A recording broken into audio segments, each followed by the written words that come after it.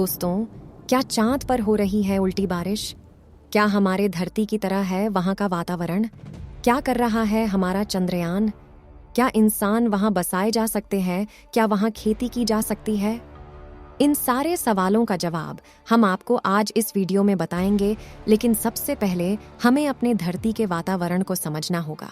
लेकिन आगे बढ़ने से पहले वीडियो को लाइक और चैनल सब्सक्राइब करना न भूलें, क्योंकि आज की वीडियो में दी गई जानकारी बहुत ही महत्वपूर्ण है। दोस्तों, चंद्रयान 3 के सफल लैंडिंग होने से प्रज्ञान ने निरंतर अपने कार्य को जारी रखते हुए वहां के मिट्टी का सैंपल ले रहा है और पर डे हमारे स्पेस एजेंसी इसरो को भेज रहा है, ताकि वहां की पल पल की जानकारी हमारे देश और दुनिया के हर इंसान को पता चल सके। दोस्तों, पृथ्वी की विशेषताओं में से एक प्रमुख विशेषता है उस पर मौसम की उपस्थिति। कम लोगों का ध्यान जाता है कि पृथ्वी पर ही मौसम नहीं होता है, बल्कि हमारे सौरमंडल में कुछ ग्रह हैं जहां मौसम है। इतना ही नहीं, सौरमंडल से खोजे गए हजारों ग्रहों में से कई ग्रह ऐसे हैं जिनमें मौसम की उपस्थिति की पाई गई है। आमतौर पर माना जाता है कि किसी भी ग्रह या उपग्रह पर मौसम के लिए वहां वायुमंडल का होना बहुत जरूरी है। इस लिहाज से चंद्रमा पर कोई मौसम नहीं होना चाहिए, लेकिन वहां पर एक ऐसा मौसम होता है जो सौर विकिरण की वजह से होता है। चंद्रमा पर मौसम है कि नहीं, यह सवाल इसलिए भी जरूरी है क्योंकि चंद्रयान 3 के सफल लैंडिंग होने से अब चंद्रमा पर इंसानों के जाने के वाकये शुरू होने वाले हैं, और यह कोई 5-10 बार या फिर कुछ दिनों के लिए नहीं होगा, बल्कि इस पर काम चल रहा है कि लंबे समय तक इंसान रह सकें, इसकी व्यवस्था चल रही है। ऐसे में वहां के हालात के हर पहलू की जानकारी होना जरूरी है। चंद्रमा पर अब तक ऐसे वायुमंडल के कोई संकेत नहीं हैं जैसा कि पृथ्वी पर देखने को मिलता है। पृथ्वी पर वायुमंडल है और रोजाना एवं सालाना तापमान में विविधता के कारण हवा चलती है और बारिश के हालात बनते हैं, जिससे मौसम के अन्य प्रभाव पनपते हैं।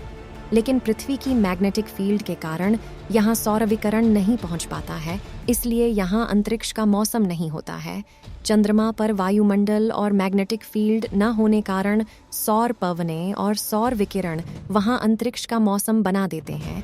वास्तव में अंतरिक्ष का मौसम का मतलब ही अंतरिक्ष में सौर तंत्र की वजह से बदले हालात का होना होता है। इसमें सूर्य से आने वाले आवेशित कण, उल्कापिंडों की धाराएं आदि होते हैं। चंद्रमा पर पृथ्वी जैसे हालात और मौसम देखने को नहीं मिलते हैं। चंद्रमा पर सौर पवनें और उल्कापिंडों की सीधी पहुंच होती है, जिसका वहां की सतह पर पूरा असर देखने को मिलता है। ये लगातार चंद्रमा की मिट्टी में बदलाव लाते रहते हैं।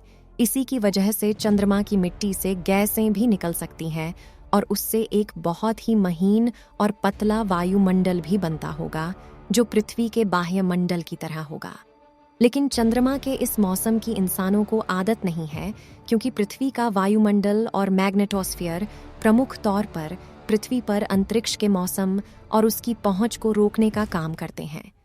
लेकिन पृथ्वी की निचली कक्षा, जहां पर हमारे सैटेलाइट और स्पेस स्टेशन काम करते हैं, उस पर इस मौसम का असर जरूर होता है और उससे इनके उपकरण बेकार तक हो सकते हैं। चंद्रमा पर अंतरिक्ष के मौसम का वहां की मिट्टी पर असर पड़ता है। चंद्रमा इंसान के लिए अहम, लेकिन चंद्रमा के मौसम के बारे में जानना हमारे लिए पहले से ज्यादा जरूरी हो गया है।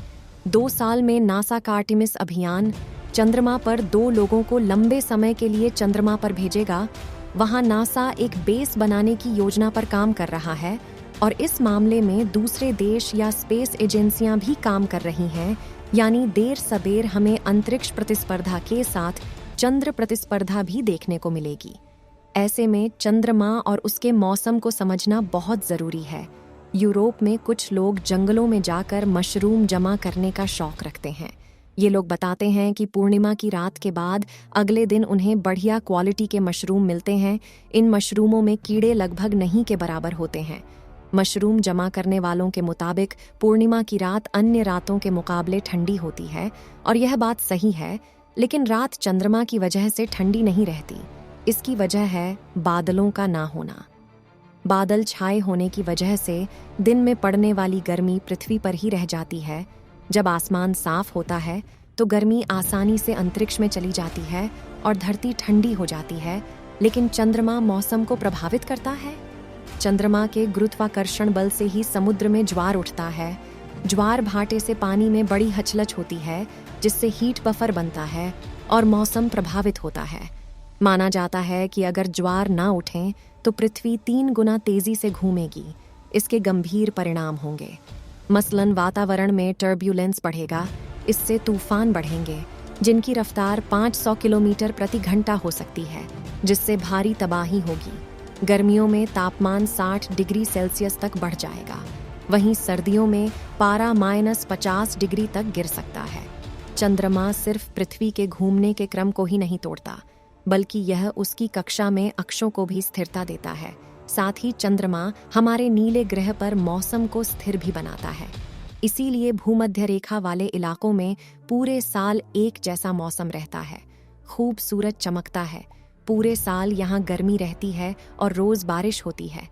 बहुत से जीवों के लिए यह इलाका जन्नत जैसा है। वहीं पृथ्वी के ध्रुवों पर सर्दियों के महीनों में रातें घुप अंधेरी होती हैं और तापमान इतना कम कि इंसानों के लिए रहना मुश्किल हो जाए। दोस्तों, अंत में हम इतना ही कहना चाहेंगे कि हमारे भारत देश के चंद्रयान ने जो भी मैसेज हमें भेजा है, उसके सैंपल एकत्र करने के बाद ही पूरी जानकारी मिलेगी। आज के वीडियो में सिर्फ इतना ही। अगर वीडियो अच्छी लगे तो वीडियो को लाइक और शेयर जरूर करें और चैनल सब्सक्राइब करना न भूलें। तब तक के लिए गुड बाय।